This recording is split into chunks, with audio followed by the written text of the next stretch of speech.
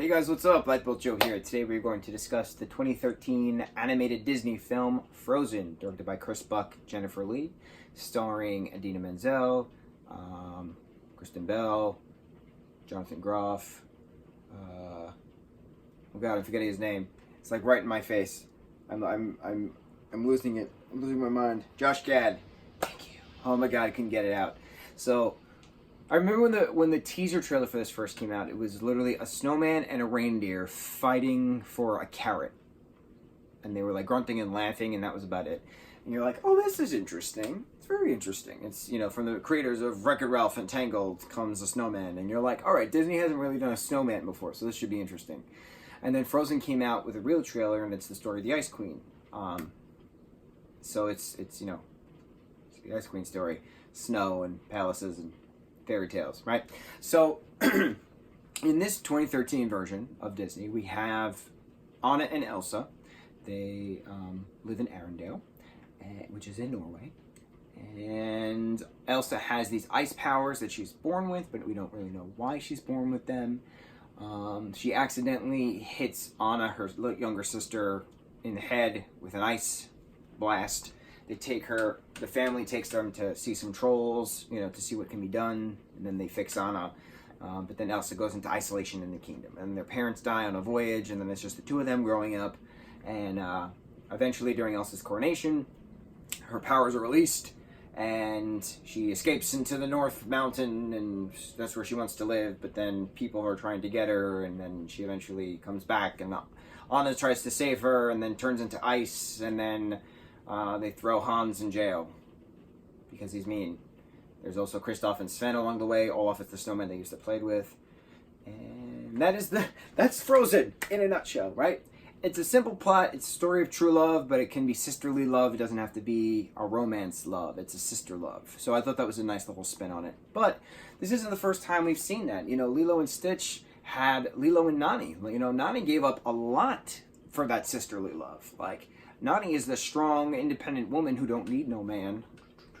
No matter how many times David tries to, you know, flirt and give her a cell phone and get her a job and look after Lilo and Stitch and Jumbo and Pleakley, and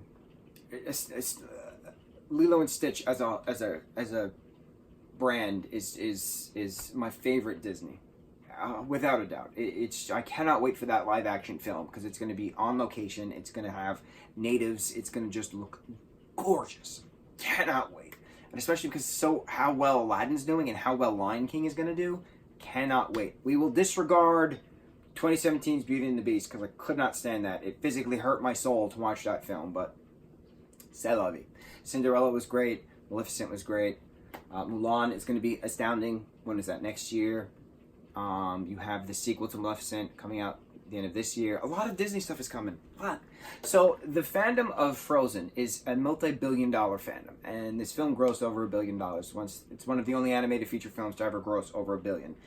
And I don't understand why, because the story is very simple, right? The music is wonderful. The Let It Go song gets stuck in everyone's head. This was 6 years ago this film came out. All of the actors and actresses did a fantastic job singing. You know, Olaf is a gorgeously crafted snowman, and I have an inflatable Olaf that goes out for Christmas, and like, he is a beautiful character, and I love him dearly. The Frozen ride at Epcot is normally a 5-hour wait. Doesn't matter the time of day. If you have a fast pass, which we did the very first time I went on it, how many years ago was that? 3 years ago? It worked, right? 2 years ago? I don't remember. What else? There's a Frozen musical on Broadway right now. Frozen 2 is coming out at the end of this year. Olaf's Frozen Adventure Christmas special came out 2 years ago, which is amazing. It's one of my favorite Christmas specials, holiday specials. It's definitely a holiday special because a lot of different religions are actually brought into effect for that particular 22-minute long thing.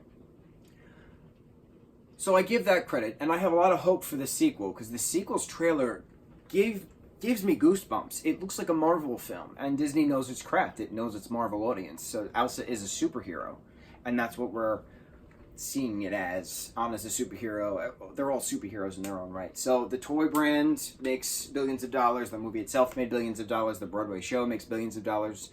the Ride at Epcot makes billions of dollars. This is a multi-billion-dollar brand that's not going away, and there's definitely more movies to come. Definitely on it, and also we're even in Wreck-It Ralph 2. Ralph Breaks the Internet, and a hilarious bit. So it works. The characters work. The characters are now coming into their own, and I like what is becoming of it. So I appreciate the fandom. I appreciate the fan arts, the fan theories that Elsa's going to get a girlfriend in the second film. Let's see. I'm all for it. It's going to be interesting. Yeah. Olaf. He's a fun snowman. We'll keep him. What do you guys think of Frozen? Are you as appreciative as I am of the fandom, but not as obsessed of the story as everybody else is? Which is it's a conundrum. I know. It's a duality. I'm an enigma in myself. I get it. Forgive me. Bear with me. Mucho mahalo, guys.